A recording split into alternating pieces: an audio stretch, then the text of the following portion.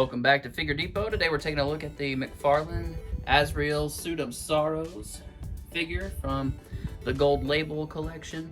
And this thing is awesome. Very cool figure. And it's got the Templar Knight motif. This is a variant. Of course, they released the red one previously. He does come with the flaming sword. We'll get a closer look at that. And then the rest of the figure. A lot of cool details on this guy. This is in the White Knight storyline. See a lot of similarities with the White Knight Batman figure. We'll get a look at those two together. We do get our window style package with the trading card, then the round display stand, DC Multiverse badging, of course. Nothing new there. We get our gold label here. And then on the back, we have a real nice image here of the what's on the trading card. Got a glare going on, sorry about that. And then other figures that are available as well. So that Dr. Fate looks pretty cool. That White Flash looks pretty cool too. But anyway. So here he is alongside the McFarlane White Knight Batman, and you'll note the similarities. You see kind of more of a slim, not very armored design on his pants and his arms, and you can tell the shape and the design and the sculpt has got a lot of similarities. It's a very just cloth costume kind of design. Now, being a Templar Knight motif, he does have some armor pieces and stuff here on his arms and everything, but you know, in terms of the rest of the aesthetic, it's a very cloth and leather type, you know, old world design versus a more modern version, or you know, modern concept, I should say. Just getting a closer look at the figure. Real nice paint on the face, the eyes, all that's real nice and clean. The cross looks pretty good. There were 3 on the shelf, and this one had the cleanest paint. The cross was pretty sloppy on some of the others, so. But yeah, really nice detail. The fringe on the arms, and then the armor plating kind of has a Dr. Doom vibe to it as well. He's got the rosary beads and the cross on there. And then on the sword itself, you see a sculpt of Jesus on the crossbar there. And then the flames coming down the sword are removable. And they look very cool. We've got more of that stocking look. And then some short leather boots with cuffs draping down on the ankles. But just a really cool figure, really good looking figure.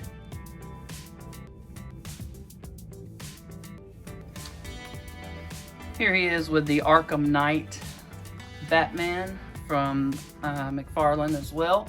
And you can see I've painted the ab plate gray as it should be, so it matches the art from the game. Then we have the DC Essentials Joker figure, which is a really good figure with that Arkham Knight Batman if you don't have the McFarlane. They scale very well together, I think, and they look pretty good together. Here he is alongside Infected Superman from McFarlane Toys, and the NECA Batman from the Dark Horse 2-pack of Dark Horse Aliens versus DC. So great Batman figure, love it, must have for any Batman fan, I would say.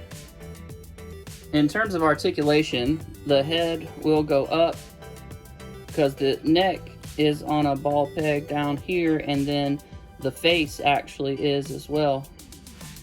I'm probably covering that up with my big fat thumbs, but you see you can pick it up in there, so you can look up really high. Then you can drop it back down, and then the neck also rocks back and forth, and then of course rotates around 360. The arms go out about that far. The shoulder bell over here will prevent it from going out quite as well. So you'll just have to be mindful of that. And it also inhibits some of the 360 rotation there. We get a double jointed bend at the elbow, bicep swivel here. Then of course we've got our ball hinges, so you can spin them around any direction you want, so you can get your sword slashing movement like that, or you can get it to go in and out, you know, just reposition the ball peg. We do get a double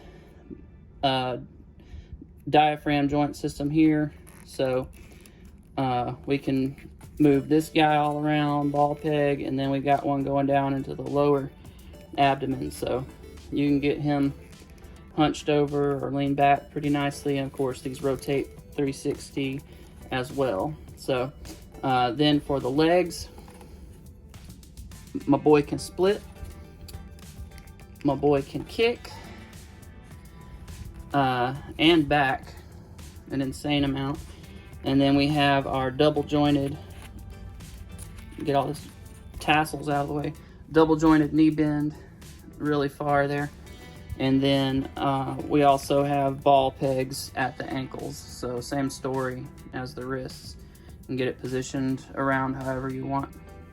Just to give you a quick look at the back of the figure, tassels draped down, we got the shoulder bell, all this cloth stuff. We got a nice engraving on the belt there, and then we've just got the back here, same as the front, and then our little boots. So not much going on the back, but they didn't skimp out either. You know, it's good enough. Now this sword is beautiful. It's a thing of art here. Again, you've got Jesus on the cross there, and then we've got these flames, and they are removable. You can just slide them off or back on. You got a blood guild running down the blade. Real nice detail on the sword. Rerouting this is a little tricky. There we go. So very cool, really nice design there. And yeah, nothing but good things to say about it. It's all silver except for the gold pommel on the end. Another couple figures this guy looks really cool with is the Templar Knight from Mythic Legions. They obviously have a lot of qualities and characteristics in common, and I'm gonna actually display these two together. And then of course the McFarlane, one of his original concepts for Batman. It's definitely the same era. It could be, you know, in terms of the feel and the design. Daggers and the leather work and everything, you know, it just kind of has an old world feel as well. Final thoughts? Heck yeah, get it. It's awesome. Great figure. They are a Walmart exclusive, if I'm not mistaken, so get out there to Walmart and get hunting. I'm not sure if he was available for pre-order, but if he wasn't, the only place you're going to find him is, of course, aftermarket, eBay, Mercari, etc., or Walmart. So good luck finding him, but yeah, I highly recommend it. Articulation's nice and smooth.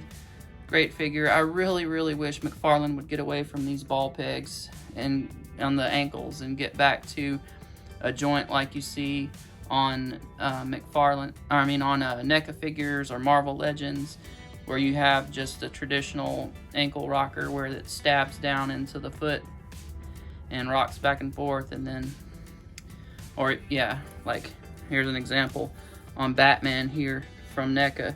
You've got the it's just a simple rocker, same style that Marvel Legends does, and then your toe goes up and down.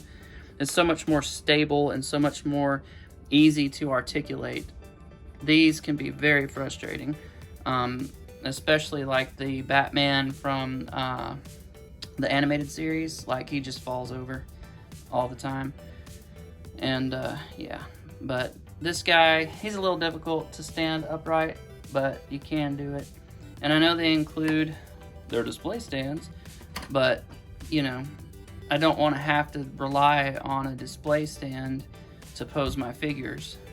I mean, if Marvel Legends, if Hasbro's G.I. Joe Classified, if NECA's figures can stand on their own, there's no reason McFarlane should be able to figure out how to get theirs to do the same thing. other than that, you know, because of that, I would give him a 9 out of 10 just because I'm frustrated with that particular articulation point. So I would have to give like all their figures that rating pretty much. Setting that aside, I can give this guy a 10 out of 10. I really like what they've done with the head articulation and the overall design of the figure. It's a great looking figure, so I'm pleased with it. All right, well, thanks for watching, and I will see you guys next time. Check out my Instagram for other stuff I'm into, action figure photography, custom work, and stuff like that. And then, of course, I've got tons of videos on the YouTube channel, and just did a review of the Ursa Major Build-A-Figure, also known as Marvel's Build-A-Bear. So if you want to check that out, I just uploaded it a day or two ago. So thanks again, and I'll see you next time.